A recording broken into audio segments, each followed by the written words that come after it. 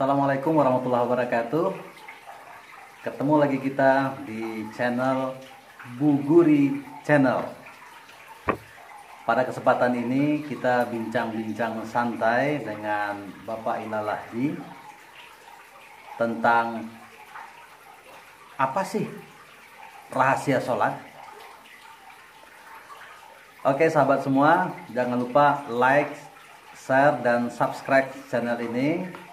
Dan semoga bincang-bincang santai ini ada manfaatnya buat kita semua. Mari kita ikuti.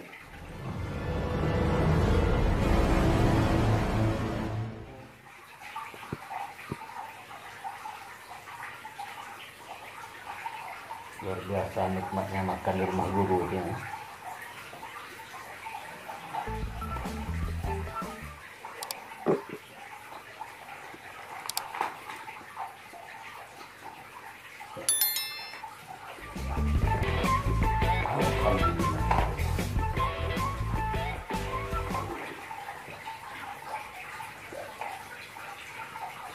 Jadi penting tuh diawali bismillah, ditutup alhamdulillah gitu ya.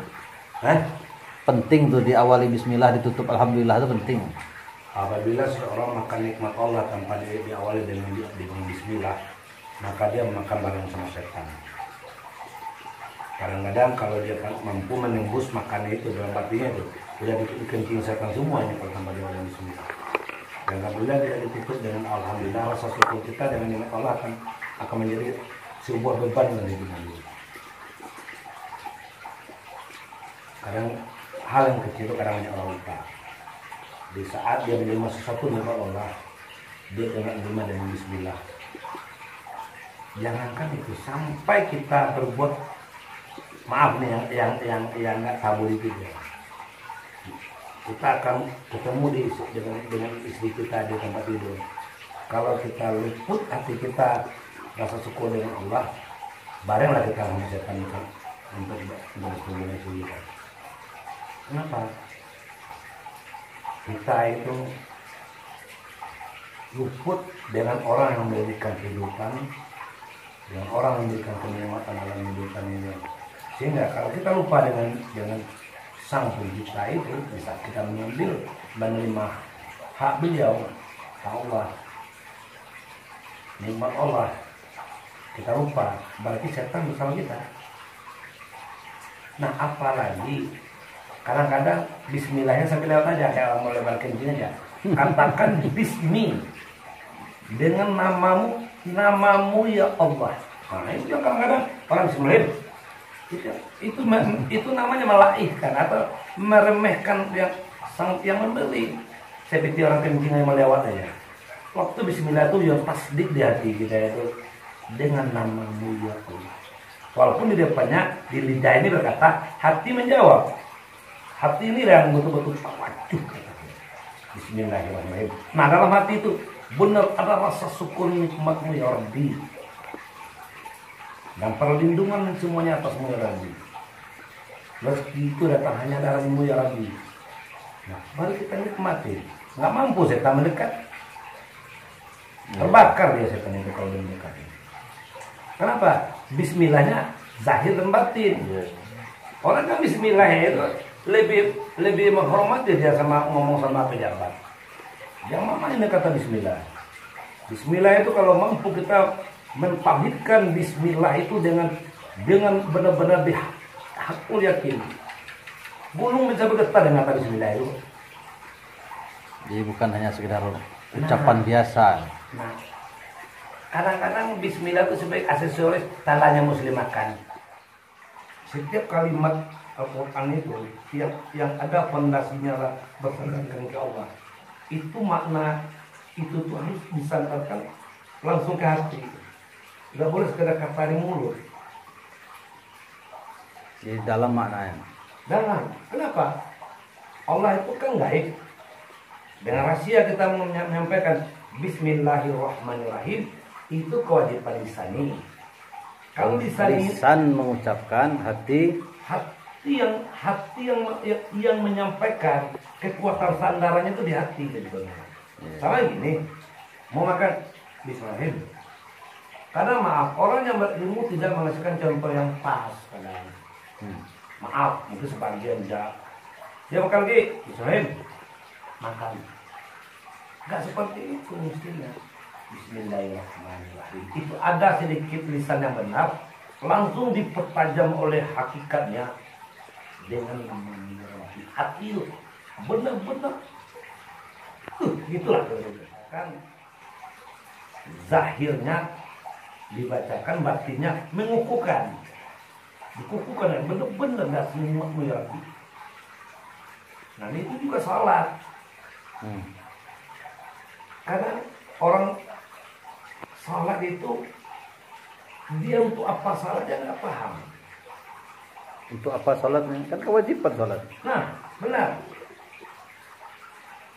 Untuk merupakan kewajiban salat ya. Nah kemudian batinnya itu apa? Zahirnya itu yang tertulis kan? Iya. Dituliskan wajib bagi orang muslim salat. Batinnya apa ya? Tapi ada dalil inna salata tanha anil fahsya wal munkar. Kalau setelah dia salat malah tambah brutal, berarti salahnya nggak benar. Setelah dia salat, nyampe assalamualaikum, kemudian baru jalan aja, udah duniawi kesesatan yang dilihat, berarti salahnya tidak benar.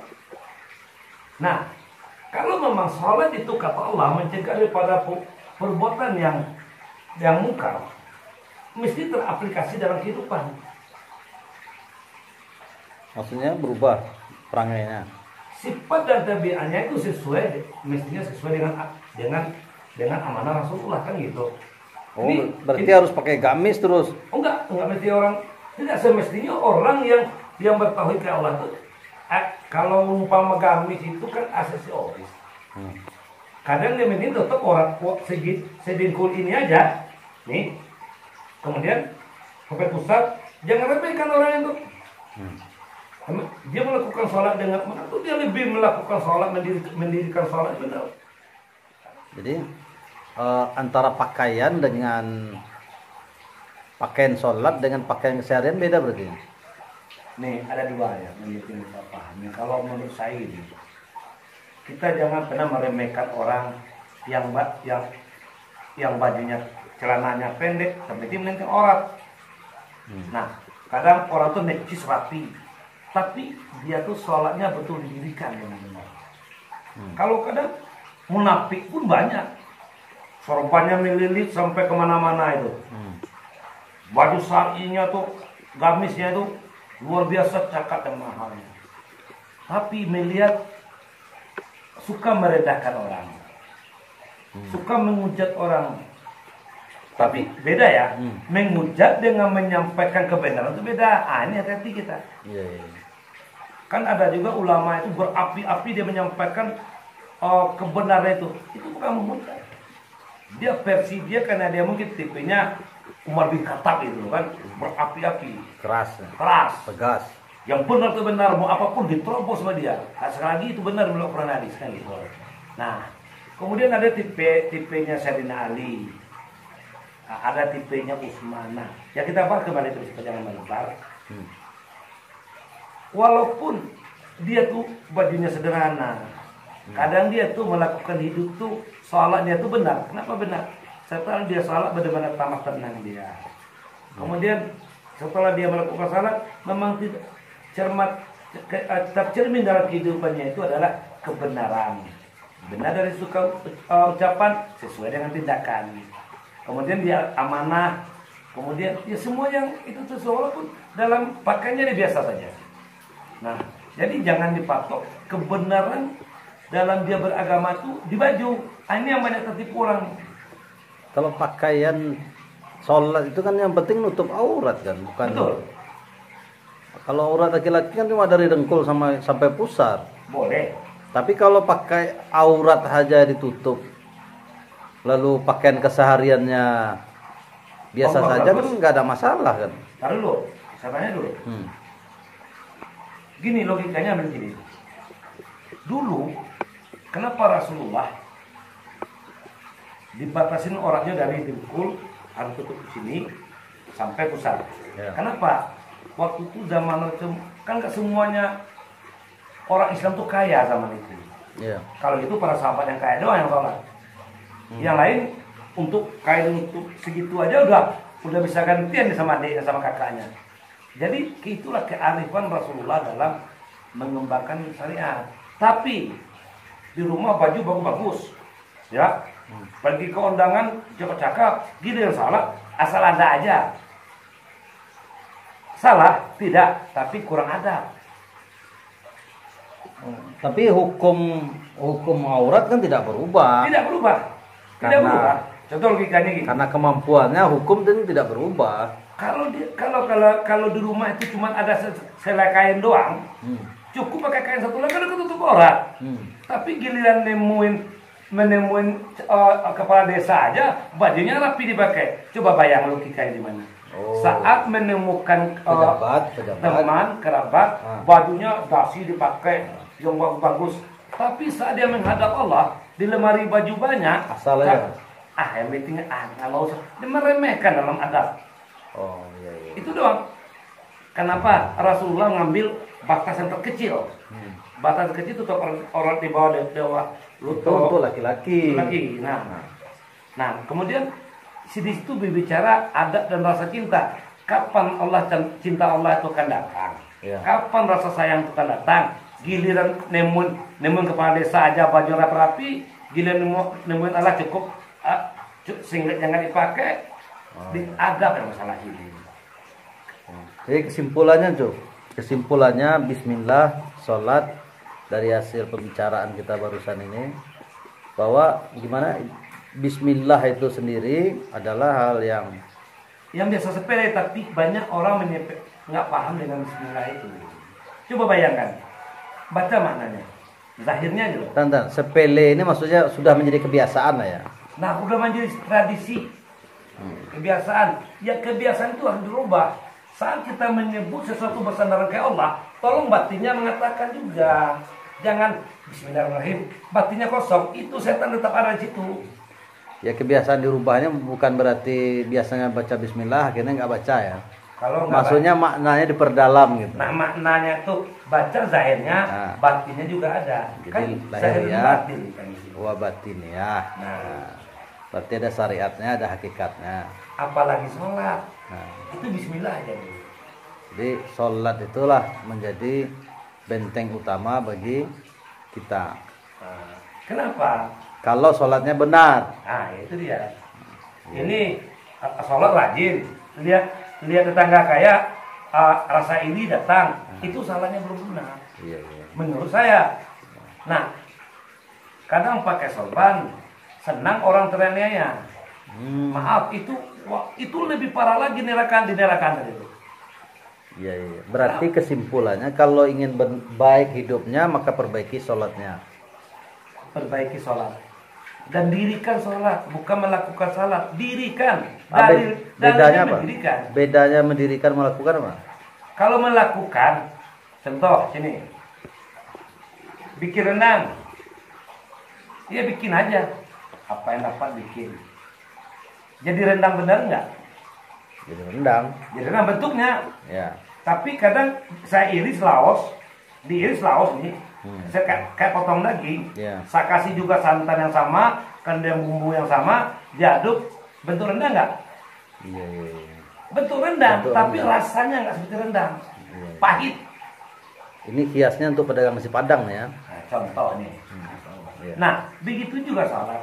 Dia sujud, ruku dan tegak, kemudian lakukan seperti itu tuh dia melakukan nggak? Melakukan. Mendirikan nggak? Belum tentu. Mendirikannya berarti menjadikan jati diri. Sholat itu, kalau sholat menjadi diri berarti diri selalu dalam keadaan sholat. Bukan. Mendirikan maksudnya. Iya. Mendirikan ini. Contoh. Mendirikan rumah. Ya. Membuat rumah. Ya. Rumah juga sama artinya. Ya. Kalau mendirikan itu ada fondasinya. Iya. Nah, dengan kekuatannya ada hitungannya. Kemudian ada sisinya. Nah, sedangkan definisi sholat, coba dia lihat di kita. Contoh, as-salatu mir'aji. sholat di mirat. Di mananya miratnya dalam sholat? Contoh yang ada dalil yang jelas-jelas saja dulu. Di miratnya di mana? Naiknya kapan? Mirat kan naik, artinya. Iya. Sesungguhnya telah nikmat.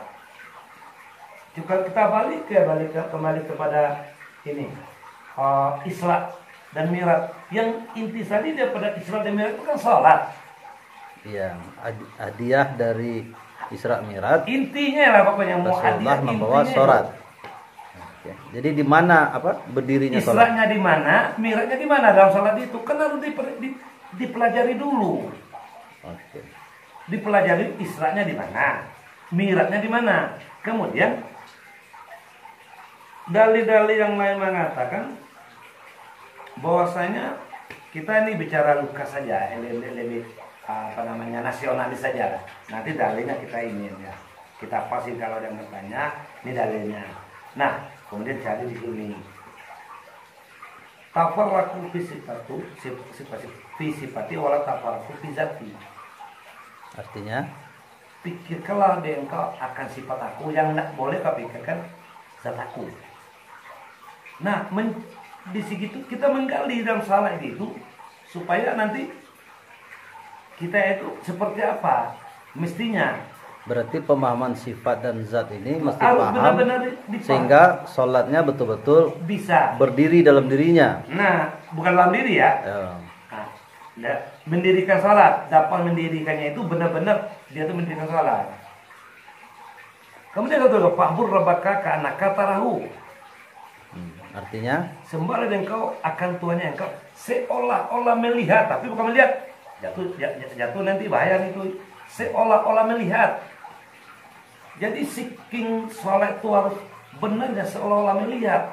Sama gini, saya bayang nih Soeharto. Saya pejamkan mata saya, seolah-olah bukan lihat Soeharto ya. seolah-olah melihat Soeharto. Nah, jadi seolah-olah Pandangan batin seolah-olah mau lihat Soeharto. Karena Soeharto sudah pernah dilihat. Nah, sudah pernah ketemu. nah sekarang bagaimana dengan seolah-olah melihat Allah? Nah, disitulah gunanya tarekat. Iya. Nah, tarekat itu ada jalan menuju Allah. Iya. Nah, bukan semuanya ibadah apapun sekecil apapun ada frekuensinya oleh Allah. Ada ininya. Jangan itu buang ranting satu di pinggir jalan. Iya. Itu akan jadi ibadah. Tapi seluruh ibadah itu bisa dikoreksi nanti kalau dia salah, benar salahnya. Betul kan? Iya. Buat masjid 1000 pun di dunia ini ada faedahnya buat kita di dunia, dapat di akhirat belum tentu. Kalau sholatnya nggak benar. Jadi bagaimana sholat itu supaya benar? Kita sambung pada episode berikutnya.